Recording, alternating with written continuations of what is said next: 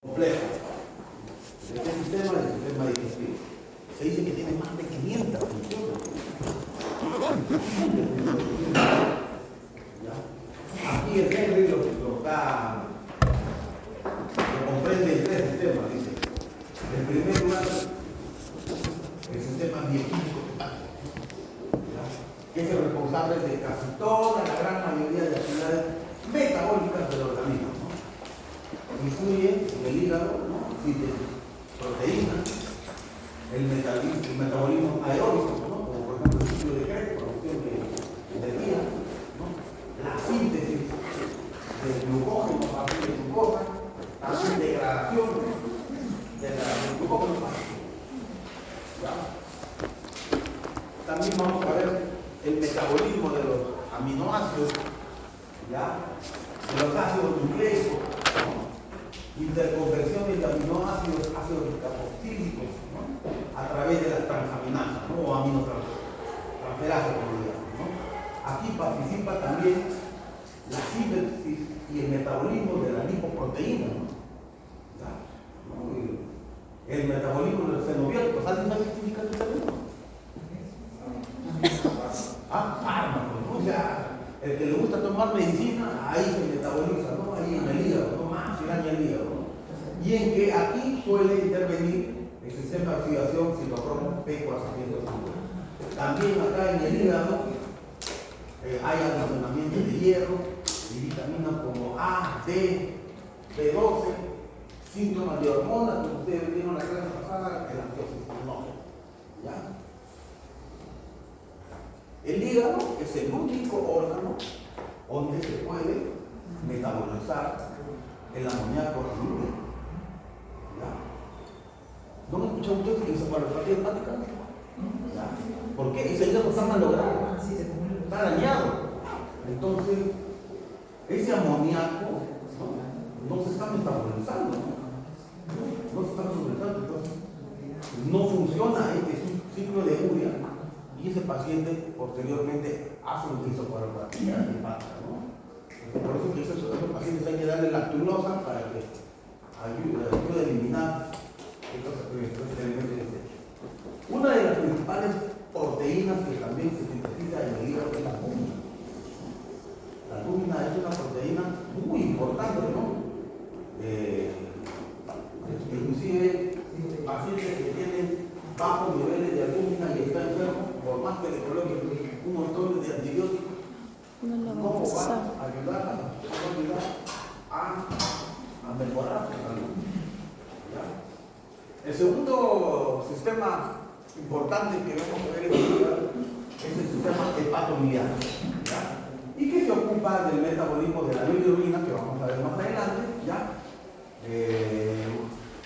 es un proceso que implica el transporte de la bilirrubina del interior del hepatocito, su conjugación en ácido glucurónico, ¿no? Y esta conjugación se va a convertir en bilirrubina directa y su secreción a los canalículos biliares y al sistema enterohepático. Acá está el sistema biliar, que es otro tema.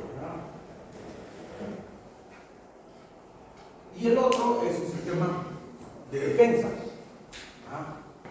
El sistema de defensa, ¿no? El sistema retículo endotelial, ¿no?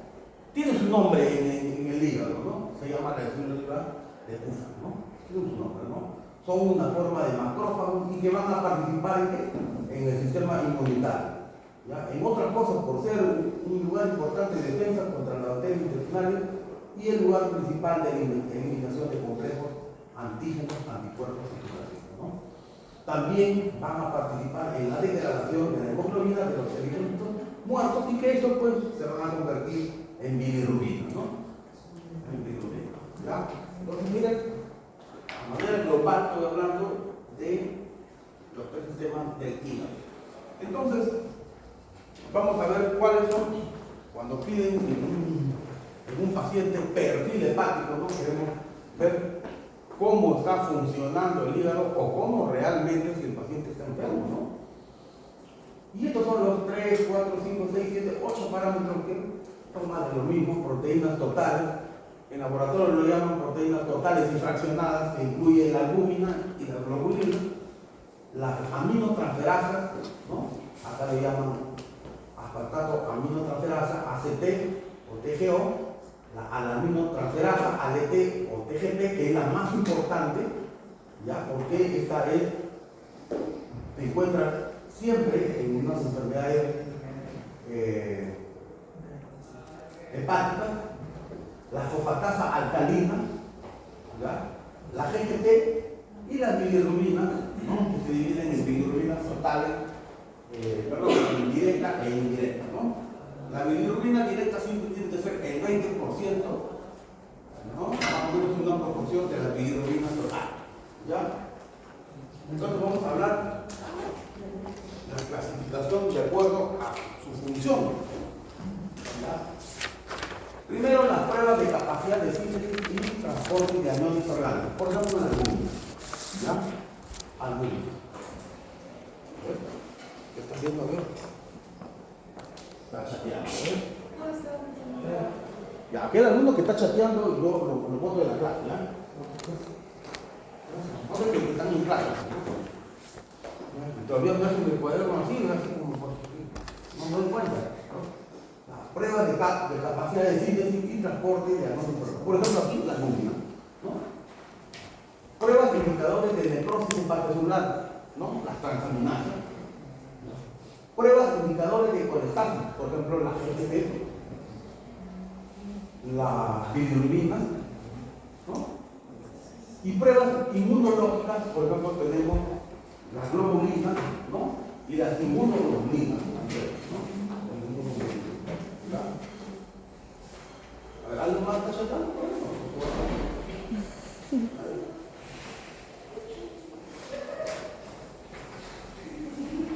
Principales causas, son maneras de resumen, ¿no? Principales causas de enfermedad hepática, ¿no?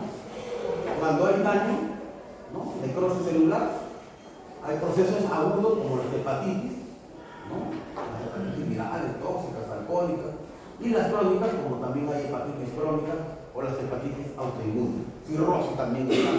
Un proceso ya crónico. El otro, las colestasis, ¿no? Y acá se pueden dividir en intrahepáticas, focales.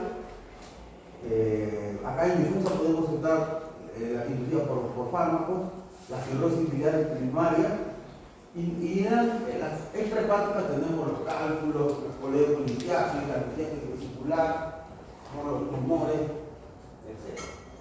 Entonces vamos a empezar uno por uno, ¿ya? Primero las transaminasas, ¿no? Es lo que más siempre encuentran, ¿no? Indicadores de necrosis, ¿no? Las transaminasas son dos, ¿no? Aminotransferasa, más conocido como ALT o GPT, y la otra la aspartato aminotransferasa, ¿no? O ACT o GOT, ¿no?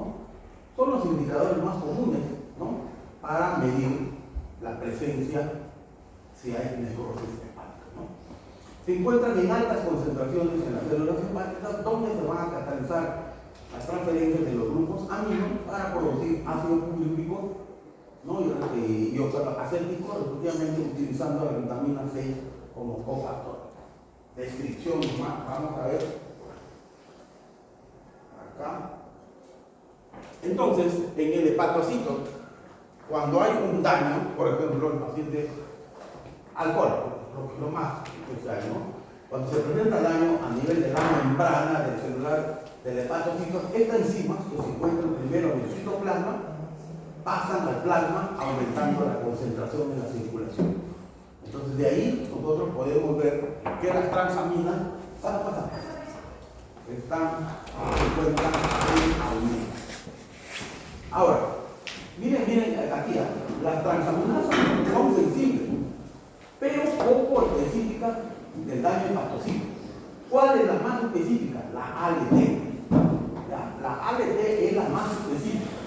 ¿Por qué? Porque la ACT, ¿ya? No solamente se encuentra en el hígado, sino también se puede encontrar en el corazón, se puede encontrar en los músculos, ¿ya? Entonces de ahí que la ALT es la más importante, ¿no? ALT o GPT, ¿no? Es la más importante, ¿ya? ALT es la más importante, ALT o GPT, ¿ya? La más importante. Ahora, pero hay excepciones, ¿no? Porque ustedes dirán, no, hay excepciones, ¿no? Y justamente,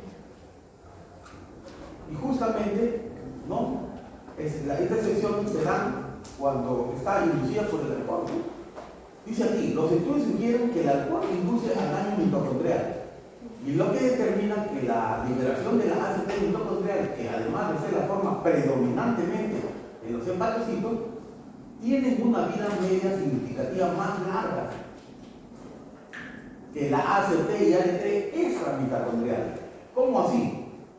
Va a dar con frecuencia una elevación desproporcional de ACT sobre la ALT, lo que da lugar a un cociente de ACT sobre ALT llamado el cociente de Derrick de 3 a 4 contra 1, ¿no? En una enfermedad hepática inducida por el alcohol. ¿Ya? Listo. ¿Ya?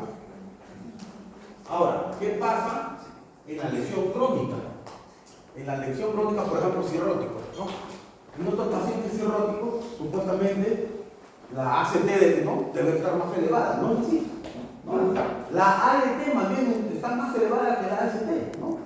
Y sin embargo, a medida que la enfermedad progresa, las actividades de la ALT pueden disminuir y el cociente ACT sobre ALT va a aumentar gradualmente. Por lo que en el momento que se produce la cirrosis, la ACT a veces suele ser mayor que la ALT. ¿Ya?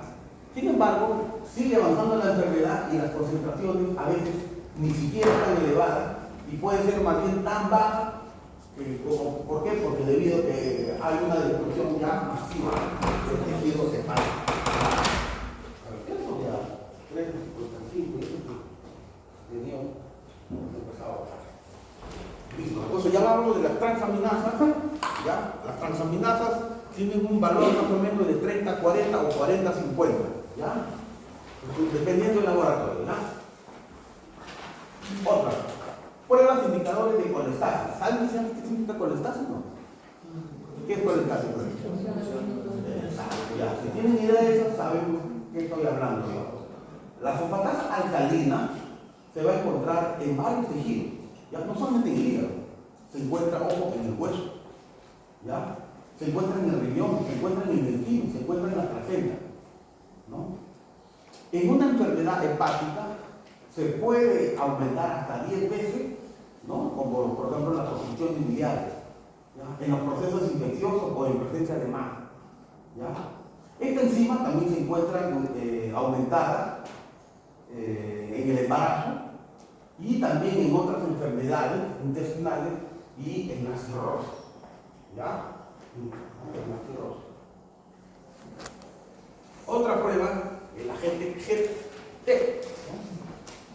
la gamma-glutamic-transferasa, ¿no?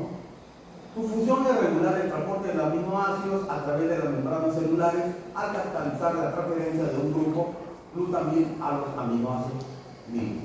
Ahora, ¿cuál es la importancia, no? Su medición concomitante con la fosfatasa alcalina, o sea, si nosotros medimos los otros parámetros, es fundamental para la determinación de orígenes de unos valores altos de fosfatasa alcalina. ¿Por qué? Porque ya sabemos que las fosfatasas alcalinas también se pueden comprometer no solamente hígado, pueden estar comprometidos otros órganos, ¿no? Por ejemplo, huesos, ¿no? Y ya que la gamma-glutamic-transferasa proviene casi exclusivamente de ¿dónde? Del hígado, ¿no? Y no es producida, por ejemplo, del hueso, como digo, como por ejemplo en fosfatasa alcalina, ¿no? Entonces, si nosotros evaluamos los dos parámetros, ¿no? Unos valores elevados de la GGT, se puede ya nosotros dar un mejor parámetro, una mejor evaluación de que se trata de un compromiso en el tracto biliar, ¿no? Sobre todo en colestasis, ¿no? Acá se mide, por ejemplo, aquí coleocolitiasis y litiasis vesicular. Listo, pasamos a bilirrubina. Ya ustedes ya saben que la bilirrubina diariamente se produce 250, 350 miligramos de bilirrubina y el 85% resulta de qué? Envejecimiento, destrucción de los eritrocitos. ¿Ya? Y la gran mayoría de esta bilirrubina se une a la albúmina, ¿no? Y se produce esta conjugación, ¿no? La conjugación. Y una pequeña otra fracción circula libre en la que se va a denominar como bilirrubina indirecta o no conjugada. ¿Ya? Como ya les dije, la fracción directa corresponde a menos del 20% de la bilirrubina total. ¿Ya? Bilirrubina directa a menos del 20% de la bilirrubina total. Si el aumento de la bilirrubina total junto con la bilirrubina directa se presenta cuando hay necrosis y colesterol. ¿Ya? Por eso que se dice que cuando hay, medimos la bilirrubina, ¿cómo están? Vemos el porcentaje y ahí nos puede indicar que se trata de colesterol o una necrosis, ¿no? Dice bilirrubina, ¿qué? ¿Predominio directo o indirecto? Vemos si es predominio directo, se trata de una necrosis o una colesterol. En cambio, si se trata de un aumento de la parte indirecta, se puede tratar de otras enfermedades, como por ejemplo hemólisis o síndrome de Hitler, que es el más frecuente. ¿Ya? Listo. Entonces, ahí está, solamente rapidito para mencionar cuáles son algunas enfermedades. Aumento de bilirrubina conjugada, ¿no? Los cuadros obstructivos, ¿no? Coleocolitiasis, litiasis vesicular, están las hepatitis, la cirrosis, ¿ya? En cambio, en las bilirrubinas no conjugadas están los procesos en hemólisis, síndrome de Hitler, etcétera, etcétera.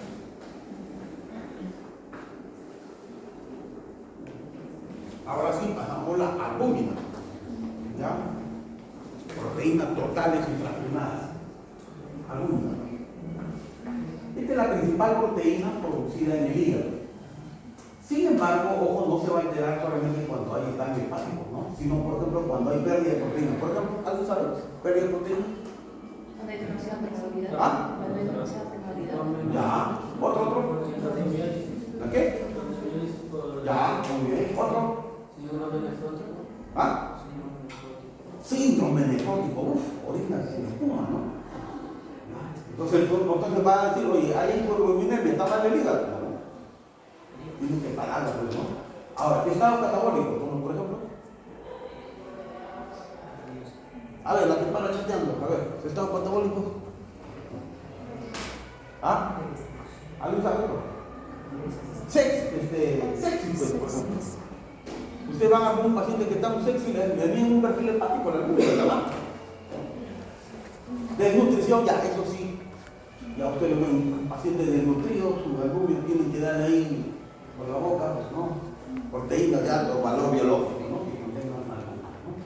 Es la proteína transportadora de muchas sustancias endógenas, ¿no? Como por ejemplo la misma bilirrubina, las hormonas tiroideas, ¿ya? Y como también muchos medicamentos, ¿ya? Una persona que está desnutrida o un cirrótico, por ejemplo, póngale lo que le pongan, no va a evolucionar bien. Una disminución en la albúmina sérica se observa cuando hay destrucción masiva del área hepática y es uno de los principales factores pronósticos de cirrosis, ¿sí? ¿No? Bueno, y no es el tema de cirrosis, ¿no? Pero por ejemplo se volvió bacteria, ¿no? El otro es el tiempo de protomina. Ustedes recuerden en la clase de los factores de coagulación. Muchos de estos factores de coagulación se sintetizan en el hígado, ¿no?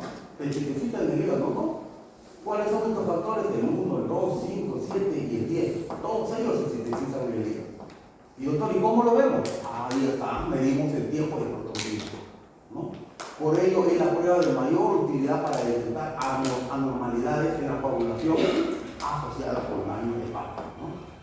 Entonces, miren, chicos, comparada con la aminotransferasa, la albúmina y el tiempo de protomina son unos indicadores pobres de daño hepático, ¿ya? Pero son buenos indicadores de severidad, o sea, de enfermedad crónica, ¿ya? De enfermedad crónica, en particular el tiempo de protomina, ¿ya? Listo. También hay, bueno, no lo mencioné, pero hay también la inmunoglobulina y los anticuerpos tisulares, ¿ya? El aumento de inmunoglobulina es indicativo también de una enfermedad crónica o una cardiopatía, ¿no? Las enfermedades autoinmunes, una enfermedad autoinmune, Lupus. lupus, cirrosis autoinmune, ¿no? Pueden también dañar el hígado, ¿no? Y entre las principales están, por ejemplo, cirrosis biliar, para la cual se utilizan otros marcadores, ¿no? Anticuerpos mitocondriales, las colamitis fluorescentes primarias, en las que se pueden encontrar los famosos ANCA, ¿no? Los anticuerpos antimúsculos lisos, anticuerpos antinucleares, como por ejemplo el lupus, ¿no? Que se dijeron ahí, ¿ya? Listo. Entonces ya hablamos de eso. Más de lo mismo, ya las pruebas inmunológicas, daño hepático por enfermedades autoinmunes, ¿no? Ejemplos, enfermedades autoinmunes, cirrosis biliar primaria, la colamitis fluorescente primaria. Y aquí viene el tema que ustedes deben captar más. Marcadores virales. Algunos virus tienen la capacidad de causar daño hepático, tanto agudo como crónico, ¿no? Y de ahí que se define como virus hepatotrópicos y virus no hepatotrópicos, ¿no? Por ejemplo, COVID, ¿el virus hepatotrópico no? No tiene preferencia por el hígado. Entonces, hay virus que sí tienen preferencia por el hígado. ¿Y cuáles son? Tipo A, B, C, D, ¿no? Y arbovirus son hepatotrópicos. En cambio, los virus de Tetal, citomegalovirus, varicela zoster, herpes simple o el mismo VIH inducen la hepatitis, pero que pueden ser leves, ¿no? Pero también pueden ser agresivos, ¿ya? Pero no tienen su preferencia más de eso, más los hepatotrópicos que vamos a hablar más adelante, ¿ya? A la cabeza, virus de hepatitis B. Entonces vamos a hablar de virus de hepatitis vírica aguda. Se define aguda como la pérdida súbita de la función del hígado, ¿no? En un paciente sin enfermedad persistente, ¿no? El inicio es súbito de una elevación significativa de la transaminasa, ¿no? Como consecuencia de una lesión hepática necroinflamatoria aguda. Más de lo mismo, ¿cuáles son los virus hepatotrópicos? A, B, C, D, algunos y hasta G por ahí. Los virus no hepatotrópicos, virus del VIH, citomegalovirus, virus de herpes, virus de sarampión, virus de ébola, etc.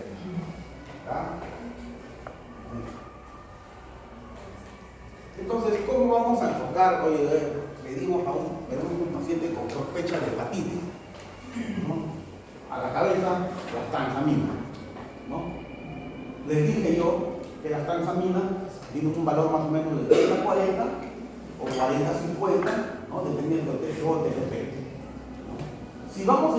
Si encontramos una elevación menor de 250, aquí no diferencia el daño hepático agudo del crónico, ¿ya? No podemos diferenciar.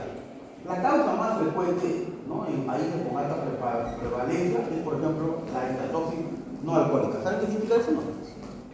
¿Qué es? Está de moda, hígado grave. ¿Ya? Hígado grave. ¿Ya? Aunque también puede deberse a fármacos, ¿no? El alcohol, ¿no? Algunas hepatitis víricas, autoinmunes, la enfermedad celíaca, la enfermedad de Wilson, etc. Esto es cuando es menor de 250. Si nosotros encontramos transaminasas de 250 hasta 1000, aquí ya las causas ya pueden ser hepatitis viral, ¿no? Y si encontramos más de 1000, ya 1000, 2000, ya puede ya deberse a hepatitis vírica, ¿no? Tóxicas secundarias a fármacos, también isquémicas o construcción biliar, si se acompañan de colesterol, ¿no? Niveles muy superiores son más frecuentes de daño isquémico o hepatitis tóxica por fármaco, y con menor frecuencia a una causa viral. Ya este es el enfoque más o menos para ver ustedes cuándo pedir exámenes para hepatitis. Listo. Entonces, ¿cómo vemos un paciente con sospecha de hepatitis? ¿Ya? Primero la sintomatología, ¿no? Astenia, anorexia, fiebre, ictericia, coluria, dolor en el cupón derecho, ¿no? Y en primer lugar está indicado los niveles de transaminación, especialmente la ALT, ¿no? En caso que esos niveles estén elevados al menos 5 veces por los niveles normales, aquí nosotros ya podemos realizar, ¿no?, serologías para hepatitis, ¿no? Aquí, para hepatitis A, para hepatitis B de superficie, el anticore para hepatitis B y este para hepatitis C. Vamos a hablar más detalladamente ustedes, ¿ya? Si ustedes no la captan, no van a tener problemas después, ¿ya? Hepatitis A, los más facilitos, ¿no? Familia de los piconavirus. La infección aguda por el virus de hepatitis A se confirma por la presencia de IgM, ¿no? Antivirus IgM de la hepatitis A. ¿Ya? El IgG aparece después y permanece por largo tiempo. A la final de este diagnóstico, nosotros podemos pedir ambos, ¿no? Serología de IgM más IgG. ¿Ya? Este virus es de clase RNA y el virus de la hepatitis A está casi un 30-45% de todas las hepatitis, ¿no? O sea, casi la mitad, ¿no? La transmisión es de oral fecal, ¿no? Oral fecal, ¿no? La incubación más o menos de 4 semanas, ¿no? Hasta más inclusive. Rara vez va a haber fulminante. Miren, 1% de letalidad. Si el paciente se curó, mejor, ¿no? No hay estado de portador y este virus jamás progresa a una hepatitis crónica. ¿Ya? Listo, batalla. Hepatitis A es fácil. Vamos a hepatitis B, ¿ya? Entonces, hepatitis B, ¿ya?, de la familia de los hepanavirus. Esta infección por virus de hepatitis B se confirma por la presencia del antígeno de superficie, ¿ya? Miren, H significa hepatitis, B de hepatitis B, AG de antígeno y S de superficie, ¿ya?, el cual es el primer marcador en aparecer. Posteriormente se detectan los anticuerpos anticore, ¿ya? H de hepatitis, B de hepatitis B, C de core. Y este anti es de anticuerpos, ¿no? ¿Qué sirve como marcador de infección reciente o no? Para los exámenes, ¿cuáles son los exámenes que dicen, que preguntan a veces si el paciente está infectado de hepatitis B? Son 2: el antígeno de superficie y el anticore. ¿Ya? Esas son preguntas de siempre. En otras literaturas piden ADN, ¿no? Pero estos son los más importantes: el antígeno de superficie y el anticore. También se utilizan otros anticuerpos, ¿no? El antígeno E o el anticuerpo del virus E y el anticuerpo de superficie, ¿no?, que son marcadores para hepatitis crónica. Ahorita les voy a explicar eso detalladamente para que ustedes no se confundan. Aquí está. Miren, este es el hepatitis, perdón, el virus, ¿ya? Y se va a dividir en 3 partes. 1, la envoltura, la superficie, ¿ya? 2, más abajito, la envoltura. Y 3, el contenido, la ARN. La ARN. Si nosotros vemos aquí en la envoltura, miren, aquí está este marcador que está aquí, ¿ven? H, hepatitis, B, antígeno. Está en la superficie S. ¿Ya? Listo. Otro marcador que aquí lamentablemente no figura, pero primero la molestia de captarlo de un video, aquí está. Aquí, ¿ya? Es otro antígeno. Antígeno hepatitis B, E. ¿Por qué le ponen envoltura? Ya, envoltura. Ya van 2, ¿ah? Miren. La superficie, la envoltura, y el tercero que viene aquí es de la nucleocápside, que se llama C, que lo pongo en core. Miren, ya van 3 marcadores. Ya. Listo.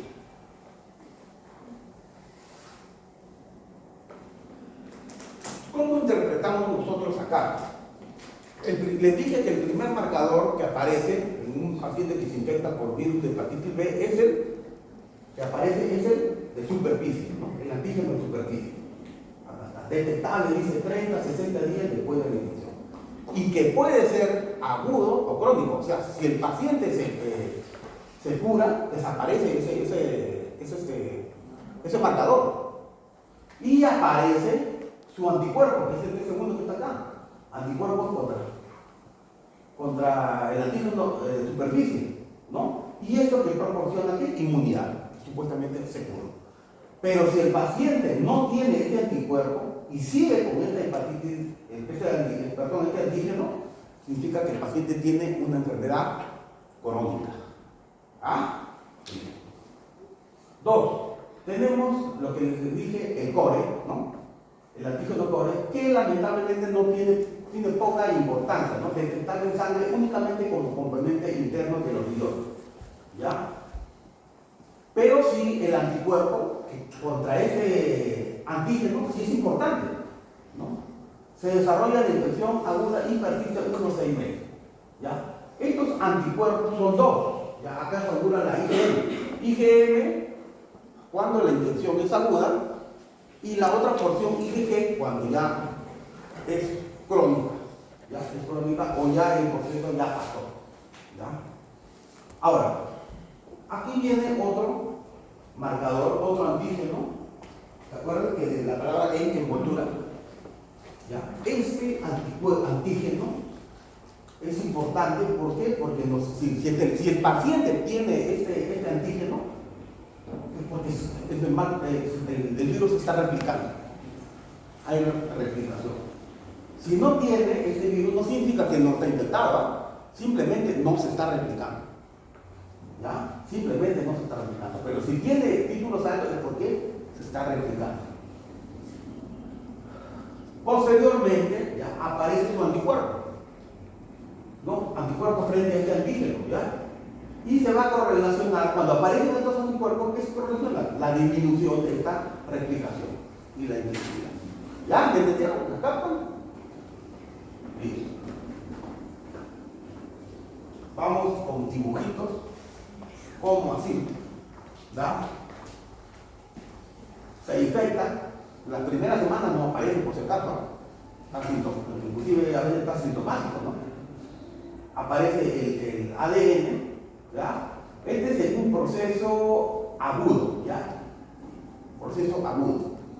¿Cuál es el primer marcador que aparece en un paciente que se infecta? El de superficie, acá está. Miren el rojito, ¿no? Se cura el paciente, ¿no? Pasan unas semanas y las contaminantes están aumentadas y aparece ¿quién? Su anticuerpo. ¿No? Acá está.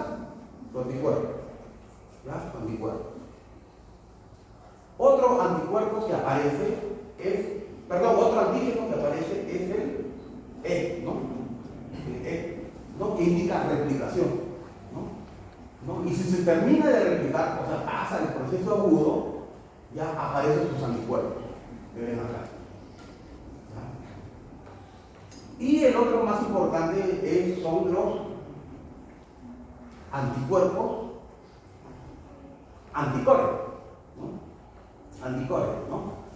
Acá hay dos, ¿no? El IgM y el IgG. El IgM indica que la infección es actual, ¿no? O nos proporciona el diagnóstico de hepatitis, y la IgG ya que el proceso ya pasó, o si no, el proceso también es crónico, si sigue persistiendo.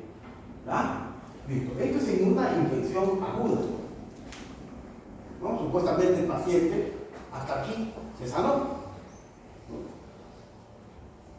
Aquí vamos a ver en un paciente crónico, ¿no? En un paciente crónico, el antígeno de superficie, miren, ¿se acuerdan de la otra? Cayó, ¿no? Acá no, sigue.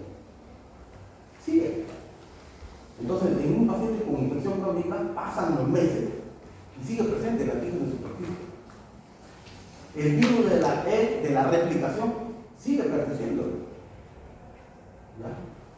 Y lógicamente el anticore aparece, ¿no? Pero el anticore total, en este caso, también está presente y es un signo de presencia de infección crónica. ¿Listo? ¿Me entendieron? Listo, lo repasan, ¿ah? Porque si no, se olvidan no la aprendemos, luego no aprendemos, todavía pregunta del examen. Listo. Entonces vamos a hablar, para refrescar un poquito más, el antígeno en superficie es el primer marcador detectable, inclusive precede antes de que las transaminas aparezcan, ¿no? Y los síntomas clínicos, ¿no? Presente, fase entérica, síntomas de hasta 2 meses después. Desaparece el antígeno en superficie, ¿quién aparece? Su anticuerpo, ¿no? Ahí está, ¿no? Y si persiste de forma indefinida, ¿qué es? Una infección crónica. ¿Ah? Si persiste de forma indefinida, ¿qué es una infección crónica? Vayamos por el antígeno core, ¿ya? El antígeno core se expresa en la superficie de la nucleocápside. Dado que este antígeno core está enclaustrado dentro de una cubierta del antígeno de superficie, no se va a detectar por métodos habituales. Por eso que casi no se usa, ¿no? Las partículas permanecen en el hepatocito no soluble y se identifican por tinción histroscópica. Lo que sí es importante son sus anticuerpos, ¿no? Los anticuerpos se detectan inclusive 1 o 2 semanas después de aparecer inclusive el de superficie y antes que se detecten los anticuerpos contra los virus hepáticos de superficie. ¿Ya? Listo. Estos son más importantes. Se prueba para el diagnóstico antígeno de superficie y los anticuerpos core porción IgM. ¿Ya? Listo. Hablamos sobre antígeno E, ¿no? El antígeno E.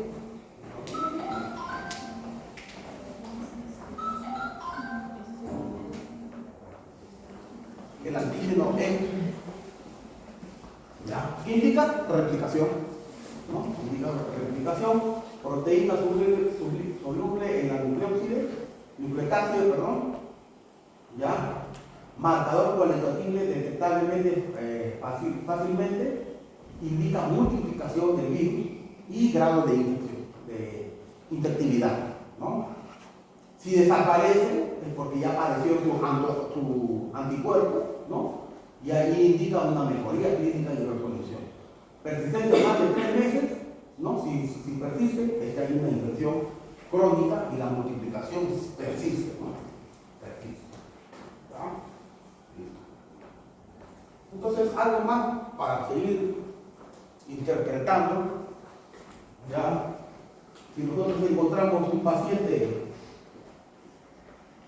con el antígeno de superficie positivo más el antígeno E positivo, lo más probable es que este paciente encima que está infectado es muy infeccioso, ¿no? Muy infeccioso.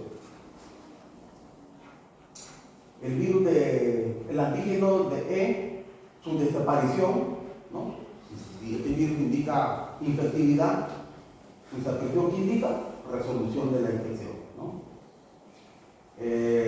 La infección aguda, si persiste más de 3 meses, puede indicar una infección crónica, ¿ya? Vamos avanzando. Esto es para que según el MINSA, ya algunas interpretaciones, ya el antígeno de superficie, ven acá el anticuerpo contra el antígeno de superficie, el anticore, la porción IgM, ¿ya? Vamos a ver acá, a ver. Y el anticore, ¿ya? Anticore total, ¿ya? Bueno, aquí vemos que, a ver, aquí está. Si hay presencia, no aquí, bueno, si está negativo, no estuvo infectado, pues no estuvo infectado. Si aquí está negativo, hay presencia del anticuerpo de superficie, del anticuerpo contra el antígeno de superficie, y el anticore total está presente, ¿qué significa? Que el paciente tuvo el hepatitis, ¿no? Ya se negativizó inclusive el antígeno de superficie, tuvo infección pasada y este le da la inmunidad. En caso que el anticuerpo sea negativo y el antígeno de superficie, perdón, el anticuerpo contra la superficie está positivo, indica inmunidad por vacunación. Y si hay presencia de, en estos casos, miren acá, hay presencia de antígeno de superficie, presencia de anticuerpos, anticore, IgM y presencia de total, es que hay una infección aguda, lógicamente está presente, ¿no? Pero este anticuerpo ya no tiene tiempo, ¿no? Hay una exacerbación crónica. Y si solamente está presente el antígeno de superficie y solamente el anticuerpo total, ya este paciente, más no la IgM, ¿no? La IgM, ¿qué indica? Infección aguda. Sí. Ya, y si el anticuerpo indica una infección crónica, ¿no? O sea, persistencia de esto, más el anticuerpo, infección crónica. ¿Sí me están entendiendo o no? O más o menos. ¿Ya? ¿Ya? Listo. Entonces, acá tenemos unos marcadores, ¿verdad? De hepatitis B aguda, ¿cuáles son? El antígeno de superficie, ¿no? Y la presencia del anticore, la porción IgM. Pero si el antígeno de superficie persiste por más de 6 meses, se puede tratar de una hepatitis crónica también, ¿no? Y aquí, a diferencia de la anterior, para que sea crónico, está la presencia del anticore de la porción IgG, ¿ya? IgG. Y también el anticuerpo de superficie IgG. ¿Cómo monitorizamos al paciente? Seguimos pidiendo los mismos marcadores, ¿no? De superficie, el antígeno E, los anticuerpos, anticuerpos, ¿no? Listo. Entonces, ese es no voy a entrar al detalle del tratamiento porque no es parte del curso, que es el laboratorio clínico. Y pasamos a hepatitis C, que es otro de los más frecuentes. ¿Ya? La gran mayoría de las infecciones causadas por la hepatitis C son asintomáticas. ¿Ya? Se presentan como una infección crónica, inclusive después de más de 20 años, se convierte esto en cirrosis, ¿no? En el 20%, al 30% de los pacientes. Estos anticuerpos contra el virus de hepatitis C aparecen relativamente tarde en el curso de la infección. La nueva generación de las pruebas de laboratorio que busca anticuerpos totales, o sea, anticuerpos contra el virus de la hepatitis C, detecta anticuerpos contra 4 antígenos diferentes entre las 7 a 9 semanas de infección. Por lo general, ¿ya? Paciente que tiene hepatitis C va a tener hepatitis B. Hay una coinfección, ¿no? Produce una infección hepática más severa y con mayor probabilidad de desarrollar cirrosis y cáncer hepático. Pertenece a la familia de los clavivirus. La gran mayoría de las infecciones en un comienzo son asintomáticos, pero si sus procesos se sienten crónicos, puede desarrollar cirrosis, ¿no? Pedimos solamente aquí anticuerpos contra estos virus, ¿no? Aparecen tarde, 7 o 9 semanas. ¿Cuáles son los anticuerpos? Los anticuerpos totales antivirus hepatitis C. Según el MINSA, ya, y nosotros, ¿cuáles son las pruebas para el virus de hepatitis C? Primero, la presencia pues, del anticuerpo contra este virus, ¿no? Y también hay otro marcador, ya, el PCR y la RT-PCR de hepatitis C, ¿no? Acá vemos que el PCR también está positivo y la PCR-RT, ¿alguien sabe qué significa RT? A ver. Transistasa hematosa. ¿Alguien sabe qué significa RT-PCR? ¿Ah? Transistasa alberta. Si es positivo acá y detectable acá, presencia de la infección. Si es positivo acá, aquí sale negativo y acá es indetectable, puede ser una hepatitis C ya resuelta, ¿no? O un falso positivo, ¿no? O sea, el anticuerpo con los virus de hepatitis C no siempre te va a marcar que tenga la infección, ¿ya? Entonces, rapidito nomás, otros virus, ¿ya? El más importante es el BA, ya ustedes ya lo han visto, ¿no? Un virus RNA defectuoso, AGND es un virus nucleotide que expresa el antígeno delta. La transmisión puede ser igual que el virus de hepatitis B, sanguínea y sexual, ¿no? Muchos de ellos también vienen de la presencia del virus de hepatitis B y pueden progresar a cirrosis, ¿ya? Igual que hepatitis B puede progresar a cirrosis, ¿ya? Igualmente el virus de hepatitis E se trata de RNA, la transmisión fecal oral, la letalidad disminuye a 20% y que produce cirrosis muy baja, un poco frecuente de estos virus, ¿no? A manera de resumen, virus de hepatitis A, B, C, D, hasta G por ahí escuché, ¿ya?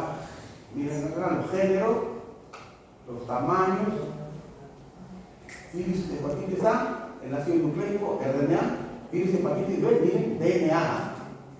DNA, el único, ¿eh? El único de Los todos. demás son ARN. El virus de hepatitis A, transmisión oral fecal, ya, transmisión sanguínea tiene el virus de hepatitis B, ¿no? El C, el D, el periodo de incubación, quienes se pueden convertir en hepatitis fulminante, ¿no? Aquí el virus de hepatitis B, no dice, ¿no? El virus de hepatitis E. Quienes progresan a, ¿cómo se llama? A cirrosis, ¿no? Cirrosis, ¿no? Hepatitis B, ¿no? Hepatitis C, ¿no? Este virus de hepatitis G, por si acaso, están en estudio, ¿no? En algunos literatura lo mencionan asociado a pacientes con VIH, ¿ya? Con VIH. ¿Ya? ¿Listo? ¿Preguntas para él? Nada. ¿Ya? ¿Están claros? ¿Ya? Siempre preguntan interpretaciones para hepatitis B, siempre. ¿Ya? ¿Aprenden ustedes siempre? Las fijas, doctor. Aquí, ¿ya? ¿Ustedes aprenden esto? Esta estructura. Estos son antígenos, sus anticuerpos, y con eso ya ustedes ya más o menos serían interpretados. ¿Ah? ¿Listo, chicos? ¿Ya? Muy bien. ¿Ah? ¿El examen? A las 5. A las 5.